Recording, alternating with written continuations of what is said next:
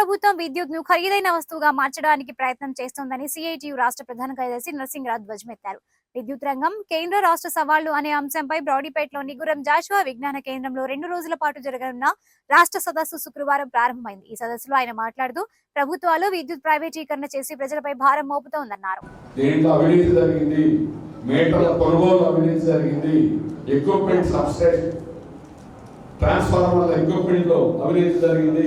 ఇవన్నీ గత ప్రభుత్వం చేసిందని చెప్పారు. మంచిది. అందుకని అవినీతి చేసినటువంటి వాళ్ళ చర్య తీసుకోవాలి. ఎవరు దీనికి కారణం ఎవరు? ప్రభుత్వంలో బాధ్యులు ఎవరు? అధికారుల్లో బాధ్యులు ఎవరు? వాళ్ళ మీద చర్యలు తీసుకోకుండా ప్రజల మీద భారాలు వేసి శ్వేతపత్రంలో మామూలుగా ఊరికే చెప్పి వాళ్ళ మీద ఏ చర్యలు తీసుకోకపోతే ఏమని అర్థం? అదే కాంట్రాక్టులు అందరూ ఇప్పుడు కొనసాగుతున్నారు. అదే కాంట్రాక్టులతో ఎవరిని రద్దు చేయాల, ఏది క్యాన్సిల్ చేయాల, వాళ్ళ మీద చర్య తీసుకోవాలా. మరి తప్పులు చేసే వాళ్ళ మీద చర్యలు తీసుకోవాలి కదా. అందువల్ల ఈరోజు ప్రభుత్వం మారి వాళ్ళ విమర్శించడం ఒకటే తప్ప అసలు విషయంలో మాత్రం తేడా అనేటువంటిది లేదు. అదే విధానాలు ఇప్పుడు కూడా రాష్ట్ర ప్రభుత్వం కొనసాగిస్తుంది. ఇది శుద్ధ తప్పు. అందువల్ల ప్రజల మీద భారాలు లేకుండా ఉండాలంటే అవినీతి అనేది కంట్రోల్ చేయాలి. నీకు మనం ఉత్పత్తి చేస్తే జెన్కో, నెల్లూరు జెన్కోలో మనం ఉత్పత్తి చేయాలి పూర్తిగా. ఎందుకు చేయడం లేదు? 50% ఉత్పత్తి చేస్తున్నారు.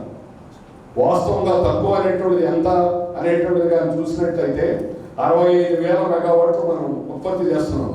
5,000 ఇంకొక 5,000 మెగావాట్లు 8.3% గ్యాప్ అనేది ఉంది. 5,000 మెగావాట్లు ఉత్పత్తి చేయలేమని మనం ఆ పేరు చెప్పి ఈరోజు ప్రైవేట్ వాళ్ళతో కొనుగోలు చేసి వాళ్ళకి వేల కోట్ల రూపాయలు ఈరోజు అడ్డంగా వాళ్ళ కట్టబెట్టడం జరుగుతుంది. వాళ్ళ కమిషన్లు, వాళ్ళ అవినీతి, దీనివల్ల ఈరోజు విద్యుత్ బోర్డు, విద్యుత్ రంగం అనేది కుదేలైనటువంటి పరిస్థితి అనేటువంటిది తీసుకొస్తున్నారు. అందుకని అవినీతి అనేటువంటిది తారాస్థాయిలో ఈ రంగంలో జరిగిందనేటువంటిది వాస్తవం. కానీ ఇప్పుడైనా దాన్ని అవినీతిని కంట్రోల్ చేస్తారా లేదా, ఏ పద్ధతిలో కంట్రోల్ చేస్తారు, ఎందుకు చేయరు? అందుకని ప్రజలు అడగాల్సినటువంటి ప్రశ్న. లేకపోతే ఈ భారం ప్రజల మీద పడుతుంది. అందుకని ఇప్పుడు ఈ కాలంలో జరిగిన ట్రూ అప్ ఛార్జెస్ అనేటువంటి గతంలో 9 సార్లు విద్యుత్ ఛార్జీలు పెంచారు.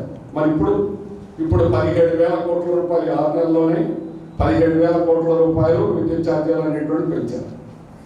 మొదట 6,000 చిల్లర, ఇప్పుడు మళ్ళా 11,000 చిల్లర ట్రూ అప్ ఛార్జెస్. ట్రూ అనేది ఇందులో ఏం లేదు. ట్రూ అంటే నిజం, ఇది పూర్తి అబద్ధం, అన్ట్రూ. ఎప్పుడో 21-22లో బొగ్గు ఛార్జీ తర్వాత పెరిగిందనుకో, అగ్రిమెంట్తో రాసుకో. ఎక్కడ ఇంక ఏ సంవత్సరం ఇలా ఉండదు, ఈ సంవత్సరంలోనే. అప్పుడు ఉన్నటువంటి వస్తువుకి అప్పుడు కరెంటు వాడుకున్న దానికి 2 ఏళ్ళు 3 ఏళ్ళు 4 ఏళ్ళు అయిన తర్వాత నోటీస్తావా?